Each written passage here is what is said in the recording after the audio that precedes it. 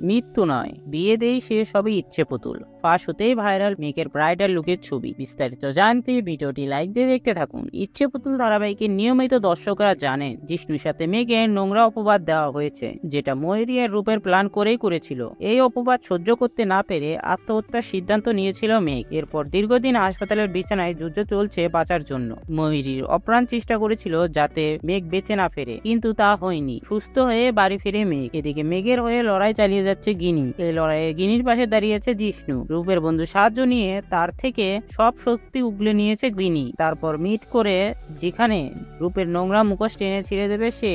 এমন টান টান উত্তেজনার পর্ব চললেও মন খারাপ দর্শকদের। কেন? কারণ ইতিমধ্যে সিরিয়াল শেষ হওয়ার জল্পনা ছড়িয়ে পড়েছে। যদিও অফিসিয়াল আপডেট মেলেনি, তবে টিআরপি কমে যাওয়ায় ধারাবাহিকের আশঙ্কা সত্যি হতে পারে বলে মনে হচ্ছে সকলে। শুরুতেই ভেবেছিল হয়তো মেঘের মৃত্যুতেই শেষ হবে গল্প, কিন্তু তা হয়নি। বরং সুস্থ হয়ে বাড়ি ফিরেছে মেঘ। এখন নেটিজনদের মতে মেঘ নীলের বিয়ে দিয়ে শেষ হবে ইচ্ছে পুতুল।